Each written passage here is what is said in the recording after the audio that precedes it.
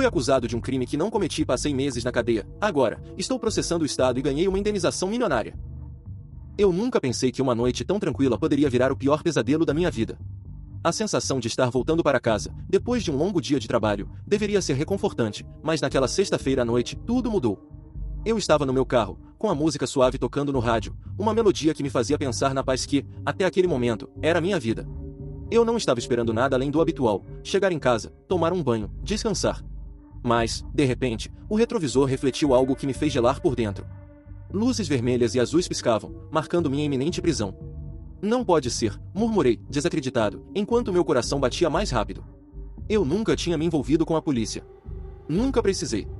Sempre fui um homem comum, com uma vida simples e tranquila. Mas naquele instante, a sensação de medo e desconforto me tomou. Eu parei o carro imediatamente, não porque tivesse algo a esconder, mas porque sabia que, às vezes, a simples presença de um policial pode significar uma complicação sem fim. Enquanto eu tentava me acalmar, tentando manter uma fachada de calma, o policial se aproximou. Seu uniforme parecia imponente, mas sua expressão era rígida, como se já tivesse julgado o que aconteceria antes mesmo de qualquer palavra ser dita. Ele tinha uma postura autoritária, que logo me fez entender que não teria liberdade para questionar. Era um homem corpulento, de feições duras, com um olhar que parecia me atravessar. "Documentos", disse, com uma voz forte e fria, sem nem ao menos me dar uma chance de explicar. Eu simplesmente acenei com a cabeça e entreguei minha carteira de motorista e os papéis do carro. Enquanto ele olhava para os documentos, o silêncio entre nós era opressor. Eu podia ouvir meu próprio coração batendo descompassado, mas tentei manter a calma, temendo que qualquer reação mais intensa fosse interpretada como uma tentativa de fuga ou resistência. Ele olhou para mim novamente, de repente, me fez uma ordem que não fazia sentido algum. "Desce do carro, agora", disse, sem nenhum tipo de explicação. Fiquei paralisado por um momento, tentando processar o que estava acontecendo. Não sabia se deveria contestar ou simplesmente obedecer. Não tinha ideia do que ele estava tentando fazer. Eu tentei, então, questioná-lo. "Algum problema, senhor?" Minha voz saiu mais fraca do que eu gostaria, e logo percebi que ele não estava interessado em ouvir nenhuma explicação. "Só desce." A resposta foi simples, seca e direta, como se ele já tivesse decidido o que fazer com a minha vida. Tentando esconder o pânico que crescia dentro de mim, abri a porta e saí do carro. Minhas pernas estavam tremendo. Eu nunca imaginei que seria tratado dessa forma, como se fosse um criminoso. Eu era apenas Thiago, um homem comum voltando para casa após um longo dia de trabalho. Mas, antes que eu pudesse processar o que estava acontecendo, uma das mãos do policial me empurrou com força contra o capô do carro. "Ei! O que está acontecendo?" Tentei protestar, mas a dor já estava começando a se espalhar pelo meu corpo. O impacto contra o capô me fez perder o equilíbrio, e meu coração acelerou ainda mais. Eu não sabia o que fazer. Não sabia como me defender. Senti a pressão de um peso nas minhas costas enquanto o outro policial, que estava ao lado, pegava algo em suas mãos. Então, o que eu ouvi a seguir me deixou sem palavras. Era como se minha realidade tivesse sido quebrada em pedaços. "Você está preso por assassinato e roubo a uma família." O policial disse isso com uma frieza que parecia mais uma sentença de morte do que uma explicação. Meu corpo ficou gelado, e minha mente entrou em modo de negação. Como poderia isso estar acontecendo? Eu não sabia de nada. Eu não tinha feito nada. "O quê? Como assim?" Minha voz falhou enquanto a adrenalina tomava conta de mim. Tentava entender o que estava acontecendo, mas minha mente estava em pânico. O policial que me empurrou contra o capô parecia impaciente. Sem avisar, ele aplicou um golpe rápido e doloroso no meu estômago. O ar saiu dos meus pulmões, e eu quase caí de joelhos. O impacto me fez dobrar de dor, e foi nesse momento que percebi, eles não estavam nem um pouco interessados no que eu tinha a dizer. "Quieto, seu merda." A voz dele era como uma lâmina afiada, ameaçadora. "Se você tentar qualquer coisa, vai piorar para você." Eu sabia que não havia como escapar. Tudo o que eu queria era entender o que estava acontecendo. Meus olhos se encheram de lágrimas de frustração e raiva, mas, ao mesmo tempo, eu sentia o terror do desconhecido tomando conta de mim. O policial agarrou meu braço e o torceu de maneira implacável. As algemas se fecharam ao redor dos meus pulsos, e o frio do metal só intensificou a sensação de que minha vida estava sendo tirada de mim. Tudo se tornou um borrão enquanto eu era jogado na viatura. Não havia mais espaço para protestar, para questionar, para entender. Eu estava sendo levado para algum lugar onde ninguém se importava com a minha história. Eu sabia que não estava envolvido com nada disso, mas nada disso parecia importar. Durante o trajeto até a delegacia, minha mente estava em um turbilhão. Pensava em minha família, que com certeza estaria desesperada, e em como explicar tudo isso para eles. Como eu poderia fazer alguém acreditar que tudo era uma mentira? Eu não estava preparado para enfrentar o sistema que agora me consumia, e nem fazia ideia do que me aguardava. Ao ser jogado em uma cela fria e apertada, a sensação de impotência se tornou ainda mais real. O cheiro da prisão, o som de outros detentos, a solidão. Tudo isso me esmagava. Eu estava sozinho, preso por algo que eu não compreendia. Não havia explicações, apenas o eco de uma injustiça que parecia ter sido feita contra mim sem nem mesmo me dar uma chance de defender minha versão. Fiquei ali, horas sem fim, esperando por algo, por uma explicação, por uma palavra de alguém que pudesse me dizer que aquilo era um engano. Mas ninguém apareceu. Quando, finalmente, um delegado entrou na cela, a primeira coisa que me disse foi algo que, a essa altura, já me parecia uma sentença. Vai confessar ou prefere que piore para você? Ele falou, com um sorriso cínico. Eu estava atordoado. Confessar o quê? Eu não havia feito nada. Não sabia mais o que pensar. O terror, a raiva e a frustração se misturavam em minha cabeça. Eu não fiz nada. Gritei, minha voz soando fraca, mas cheia de desesperada convicção. Eu sou inocente. Mas o delegado já estava pronto para fazer mais uma acusação. Ah, você vai ser inocente até o fim, não é? Pois saiba que temos testemunhas, e um relógio da vítima foi encontrado no seu carro. Ele jogou uma foto na minha direção, e eu olhei para ela, mas não consegui processar o que via. Era um relógio de ouro, um modelo caro. Algo que eu nunca tinha visto na vida. Mas ele insistia. Ele queria me convencer de que eu estava culpado. Você está frito, meu amigo. A verdade vai ser difícil de aceitar, mas vai ser essa. Ele sorriu de uma maneira que me fez sentir uma raiva crescente. Eu não sabia o que mais fazer. Eu sabia que não tinha cometido nenhum crime, mas tudo ao meu redor estava dizendo o contrário. Eu estava perdido em um pesadelo do qual não sabia como sair. A primeira noite na prisão foi um turbilhão de sensações. Eu não sabia o que esperar, mas o que encontrei ali superou qualquer pesadelo que eu pudesse ter imaginado. O frio da cela era quase insuportável, mas não era o frio físico que mais me incomodava, era o frio psicológico, o vazio de estar preso por algo que não cometi. A escuridão era tão densa que parecia se arrastar pelas paredes, como se cada pedaço de ar fosse espesso e pesado, absorvendo minhas forças. Eu estava preso, e ninguém parecia se importar. Deitado em um colchão fino e imundo, que mal cobria a largura do meu corpo, a única coisa que eu conseguia ouvir era o som abafado de outros prisioneiros conversando, gritando, ou apenas se perdendo em seus próprios pensamentos. O silêncio era opressor, mas a barulheira ao meu redor não era muito melhor. Às vezes, me perguntava se era a solidão ou o caos que me destruía mais lentamente. Lágrimas se acumulavam em meus olhos, mas eu as engoli. Eu não queria parecer fraco, embora me sentisse completamente desmoronado por dentro. Não havia ninguém para me ouvir, ninguém para me ajudar. Eu estava sozinho em uma situação que parecia sem solução. Olhando para as paredes, comecei a me perder em meus próprios pensamentos. Como é que eu havia chegado até ali? Como alguém como eu, que nunca teve problemas com a justiça, poderia ser acusado de um crime tão horrível quanto o assassinato de uma família? Eu sabia que nada disso fazia sentido, mas parecia que ninguém estava interessado em ouvir minha versão.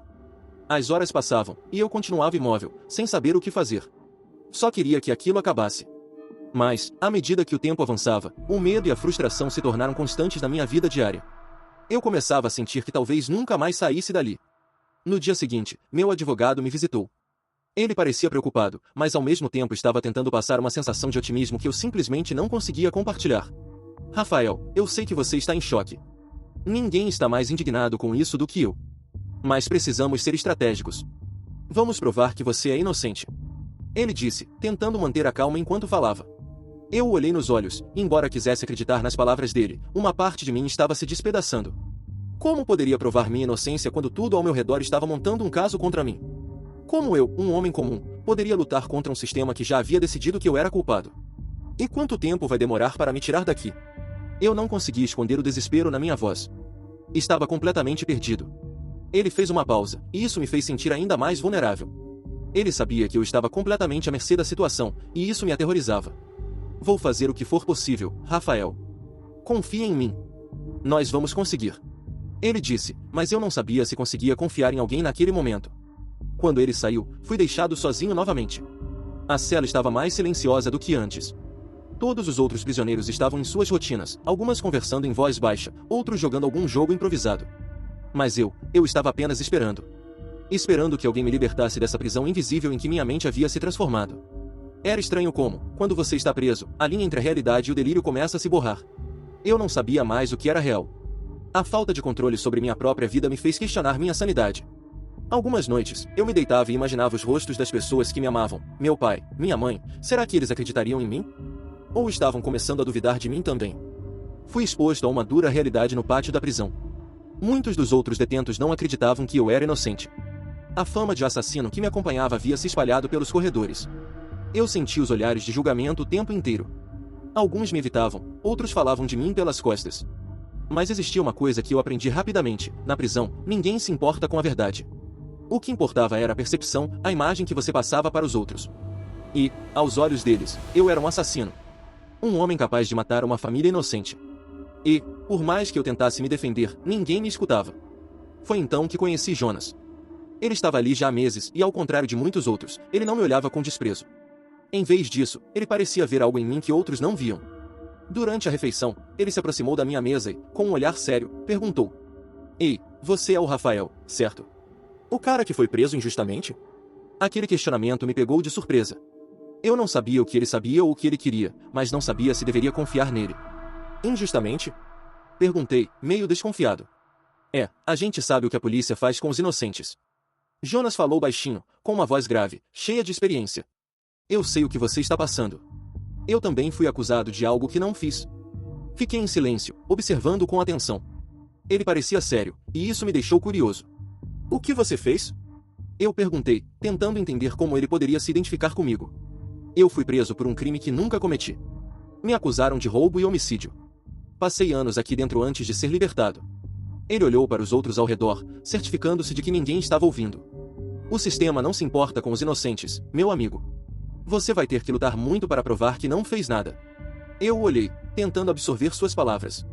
Ele parecia estar me dizendo que a justiça era uma ilusão, algo que poucos conseguiriam alcançar. Aquela ideia me aterrorizou ainda mais. Eu queria acreditar que tudo ia dar certo, mas as palavras de Jonas começaram a se encaixar com o que eu estava vivendo. O sistema não estava interessado em mim, em minha inocência. O que eles queriam era uma solução rápida, e eu, aparentemente, era a solução. As semanas foram se arrastando. Cada dia parecia um eco de solidão e desesperança. Eu tentava me manter firme, mas a pressão era intensa. Comecei a questionar minha sanidade, minha vontade de lutar. O que eu faria se ninguém acreditasse em mim? Eu estava começando a entender a dor dos homens ao meu redor, aqueles que tinham sido abandonados pelo mundo exterior. Eles tinham desistido, e, em certo ponto, comecei a sentir que também poderia fazer o mesmo. Mas havia algo dentro de mim que se recusava a ceder. Jonas me ajudou a não perder a esperança. Ele me ensinou a manter a cabeça erguida, a me manter forte. Ele me disse que o único jeito de sair dali era não acreditar que eu estava sozinho. O advogado tinha dito que a verdade viria à tona, mas em um lugar como aquele, a verdade não significava nada. A verdade era o que o sistema decidia ser verdade. Na prisão, a única coisa que você aprende rapidamente é que a mentira pode se espalhar muito mais rápido que a verdade. Mas eu sabia, por dentro, que eu estava lutando pela minha vida. E eu não ia desistir tão facilmente. Depois de meses de angústia e medo, o dia do julgamento finalmente chegou. Não posso dizer que estava preparado para aquilo, porque ninguém estaria. Como você se prepara para enfrentar uma sociedade que já decidiu o seu destino? Como se arma para lutar contra um sistema que, até aquele momento, parecia imbatível? O tribunal estava cheio. Repórteres, advogados, policiais, todos ali estavam, esperando ver a justiça ser feita. Mas eu sabia que, no fundo, a justiça não estava garantida. Eu vi pessoas inocentes serem condenadas a penas absurdas. Eu vi o medo nos olhos de muitos, pessoas que, como eu, estavam sendo esmagadas pela máquina da injustiça. Mas, ao menos, eu sabia que, ao lutar, estava fazendo algo que me faria sentir que ainda havia um mínimo de dignidade em mim. Eu estava tentando recuperar algo que o sistema me tirou. Fui levado ao tribunal em uma cela separada, escoltado por 2 policiais. Cada passo meu parecia mais pesado que o anterior, o som das minhas botas ecoando pela sala como um lembrete constante de minha impotência. Ao entrar, vi minha mãe sentada na frente, as mãos apertando com força o bolso da bolsa, o rosto pálido de preocupação. Meu pai estava ao lado dela, com uma expressão de total desespero. Vi os rostos familiares dos meus advogados, mas eu só conseguia pensar em uma coisa: eu não vou ser lembrado apenas como um homem acusado injustamente. Eu vou ser lembrado como aquele que lutou pela verdade. Se eu caísse ali, seria apenas mais uma vítima do sistema. Mas eu não estava disposto a ser mais uma estatística. A sessão começou, e o promotor logo se levantou para fazer sua argumentação inicial. Suas palavras eram afiadas, cheias de acusação, e o tom de sua voz exalava confiança.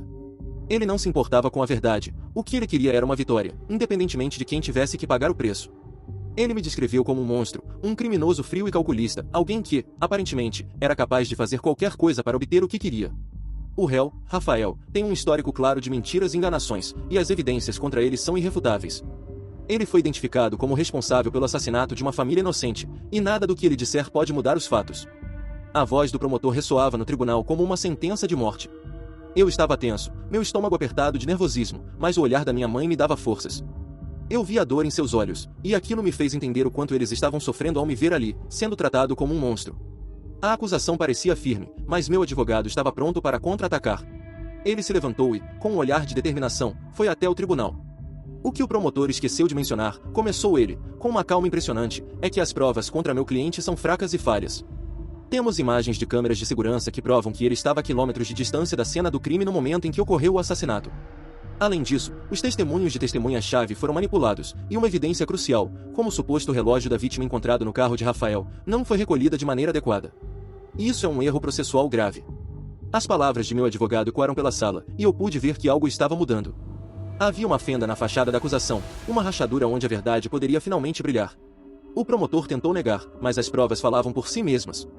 O momento mais crucial, no entanto, veio quando uma das testemunhas-chave, o policial Carlos, foi chamado para depor. Ele foi o primeiro a afirmar que me viu na cena do crime, fugindo de um local com o corpo da vítima. Era uma mentira óbvia, e eu sabia que esse era o momento que poderia virar o jogo. Meu advogado questionou o policial com precisão cirúrgica. Senhor Carlos, você está certo de que o réu estava na cena do crime? Perguntou meu advogado, sua voz firme. O policial engoliu em seco, hesitando. Eu estava sob pressão naquele dia. Foi um erro. Eu achei que o tivesse visto, mas depois, com as imagens das câmeras, percebi que estava errado. A sala ficou em completo silêncio. O promotor tentou argumentar, mas não havia mais espaço para suas acusações. O caso estava desmoronando diante de nossos olhos, e eu comecei a sentir uma onda de alívio me invadir. Não era o fim, mas finalmente havia uma chance de justiça ser feita. Eu não sabia o que esperar do veredicto. Cada segundo parecia se arrastar como se fosse uma eternidade.